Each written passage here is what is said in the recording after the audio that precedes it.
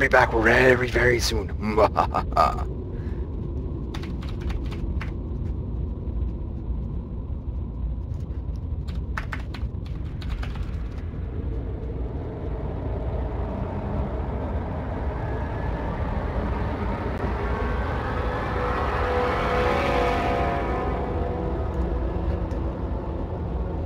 Start the game. Start the game.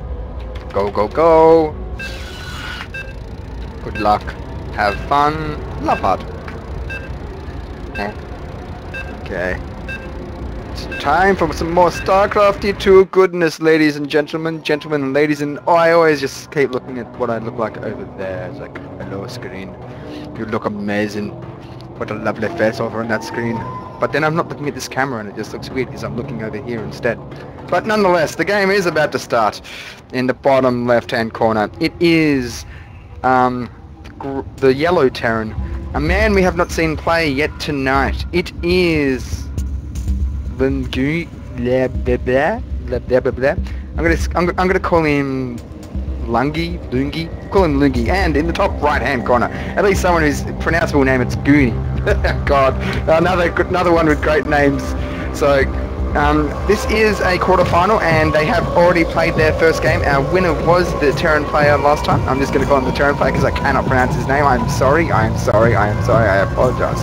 But nonetheless, our Terran player is the winner of the last game. So if he wins this one, he will be going along to the next game, to the semi-finals, and possibly facing the winner of the last set, Protoss, that we saw earlier tonight.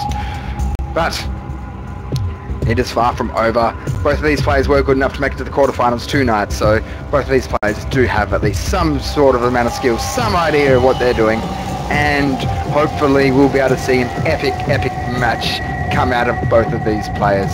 I want to see Ravens. Lots and lots of Ravens. Do it for me, Terran. Do it for me. And Guni. I want to see Broodlords with Infestors.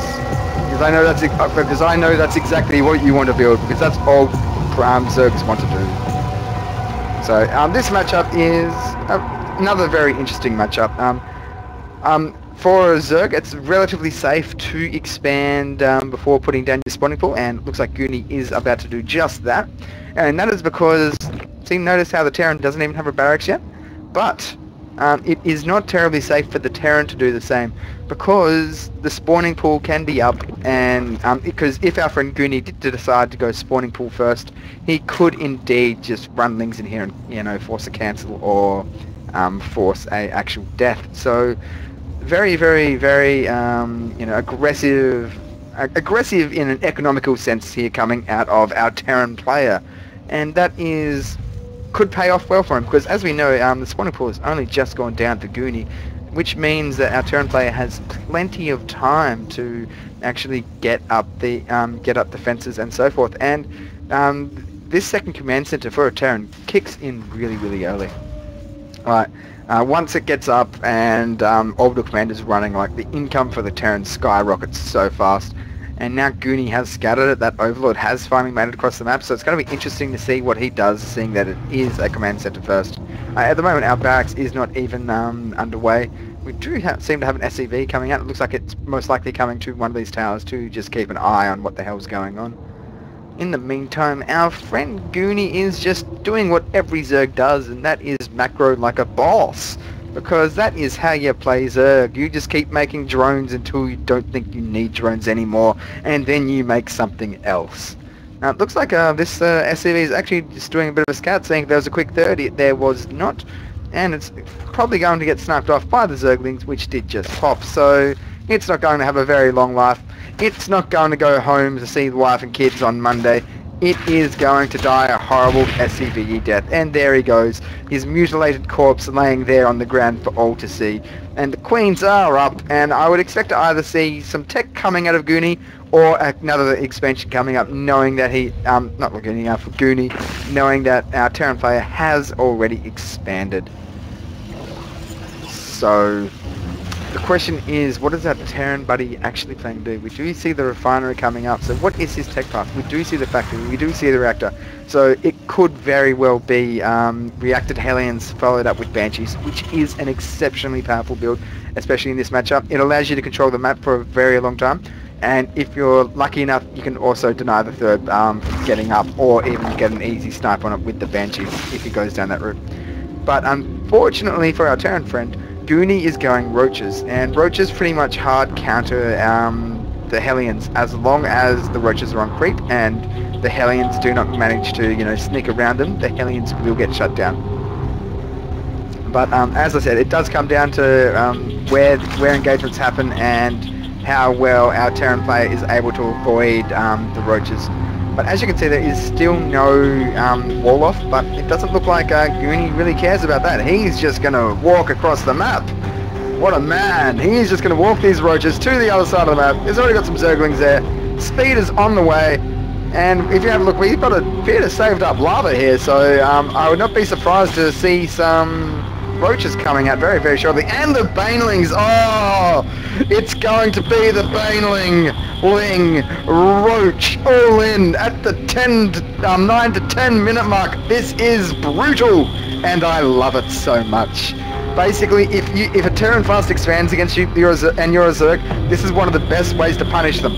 And even if he goes for Banshees, which he is, they take forever to kill Roaches. Like, so much damage can be done that the Roach done by the Roaches in the time the Banshees take to kill them, that the Terran player will just be so far behind.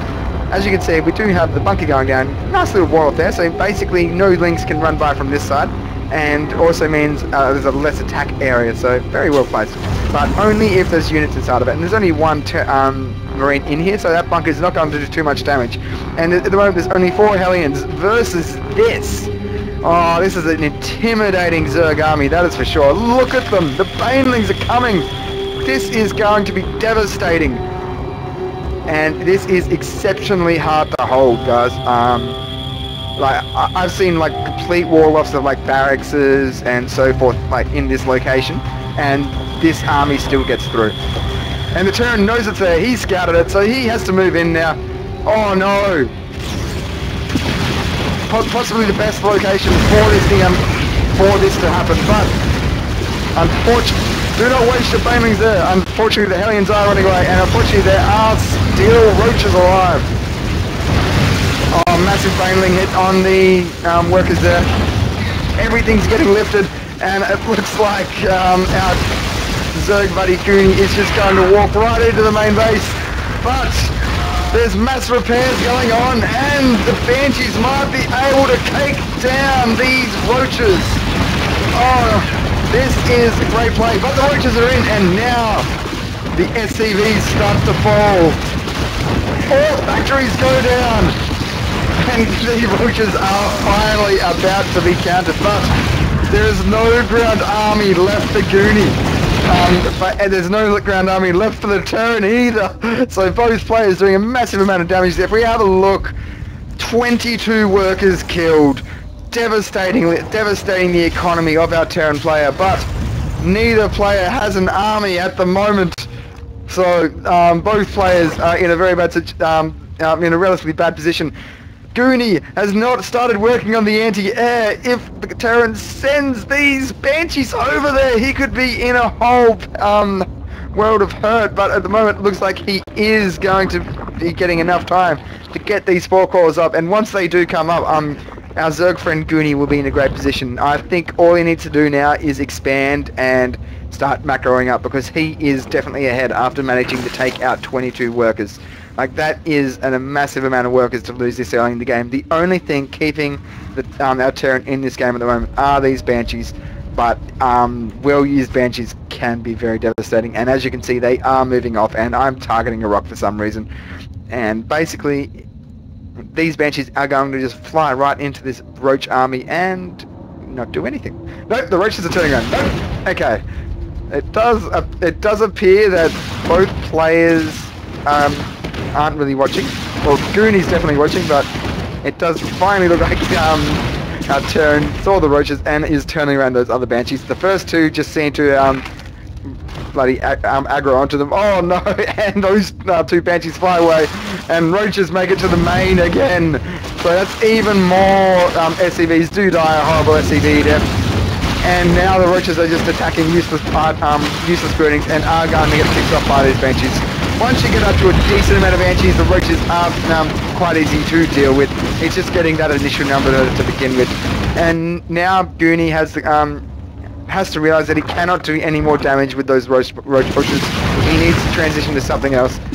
And we see Thor's tanks already coming out for our Terran player as well. So our Terran player managing to catch up in supply after that engagement. So very nice comeback there. There was a stage where they were almost 30 supply difference. So very well played. Banshees are OP. Love them. If you have a look at the kills, 14 kills, 1 kill. 1 kill, what are you doing? Demoted.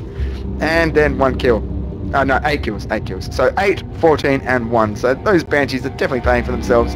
Guni has decided that it is time to be a man and expand. At the exact same time, his base gets scanned. That was a great rhyme, I thought so, yes. And now the Banshees get to do what they're best at, denying third bases. This is the best feeling ever, guys. Flying your Banshees over to a building hatchery, or just recently finished hatchery, and then killing it, flying away, and coming back in another 3 minutes to snipe it again. But here we go. The Banshees arrive, and Guni is going to have to be forced to cancel. There's no way he can defend this at the moment. His Hydras are coming out, but they will not be out in time, nor are they fast enough to catch up with these Banshees.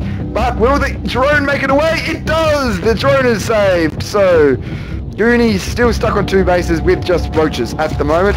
Hydras finally coming up, but there is no creep spread whatsoever. You need creep spread if you're going Hydras, unless it's Heart of the Storm, in which case they're stupidly fast and OP. But nonetheless, he needs creep spread in this version of StarCraft 2. It looks like Guni just wants to force engagement. 1 Hydralisk goes down, 2 Hydralisks go down. You do not want to always 1A your army no matter where you're going, otherwise you lose units like that. Oh, very painful. Those Hydralisks could have done a lot more damage if they were controlled better. But unfortunately for Guni, Leungy is going to manage to make a getaway. And the Thors are up. Goodbye, Overlord. Your life is most likely going to be over relatively shortly. And our Terran has managed to get up a 3rd, so very, very nice comeback from the Terran player. Guni, on the other hand, is still trying to get his 3rd up, and you do not want to be behind bases against any race as a Zerg. You always want to be ahead, but those Banshees are so good at effectively denying your expansion, so very nicely played there. A lot of Overlords just waiting to be picked off. Another really fun thing I like to do versus Zerg when I was a Terran player was just build Vikings and hunt down all the Overlords. Like you'd build 5 of them, fly around the map, pick off the Overlords, and laugh hilariously as he ran out of supply. But it does look like that our hatchery is finally going to get up for Guni, but in the meantime, our Terran player is doing exactly what he wants to do. Sit on 3 bases and build a massive mech army, because mech armies are amazingly good. Like, Thors are awesome, one of my favourite units in the game, because, you know, they're just giant mechs from Evangelion, and Evangelion is awesome. But will our friend Guni have a response to these giant mechs? I believe Hydralisks are actually quite decent due to their high DPS versus our Thors, but they do get shredded by them relatively quickly because they are considered a light unit. But with the Roaches in front, could be a very nice composition to deal with it, although tank fire will shred both the Roaches and the Hydralisks, so our Zerg friend needs to be very, very careful if he does go for an engagement. No sign of the hive being started quite yet, so there is definitely not going to be any Broodlords on the field for at least another 5 or 6 minutes, and that's just going to give our Terran buddy here even more time to build up the Thor numbers which he wants. Oh, and there it is, the Raven. Getting a ton of these things in this matchup, Ravens are amazing because mass seeker missiles are devastating, absolutely devastating. So both players very content to macro up at the moment. I don't think we're going to be seeing anything happening until both players do have maxed armies, at which time, unfortunately for Guni, the Terran is definitely the stronger force. So we do see a ton of roaches out though. Only +1 armor on them at the moment, and no shielding whatsoever, no attack whatsoever. So that's not terribly good, especially when you're coming up against 1-2 Thors. 1-2 Thors hurt like hell. Basically, they get to the stage where they can counter what they're not meant to be able to counter. And the Banshees do manage to find the Zerg army, but not before finding the Hydra Spire and dying a horribly burny death. So now Guni is just trying to find a attack location, and it looks like he is going to try and attack the third, but our Terran player has already reinforced the area, so very smart move by him. And siege tanks nicely placed, siege tanks there as well, so our Terran friend is definitely exceptionally well defended, and I do not see Guni being able to break this anytime soon. We do have still no sign of the hive. We do not. I was about to say we do have a sign of the hive by now, right? Seriously?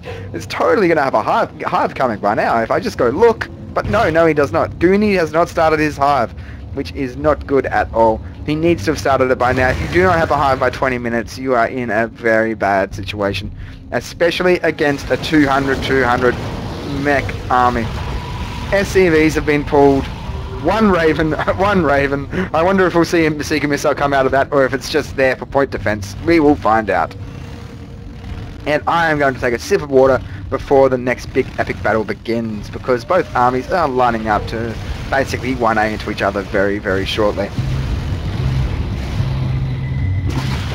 So here we go, the engagement is forced. The Blue Flame Alien shred the Zerglings, and now it's time for the Thors to do their thing.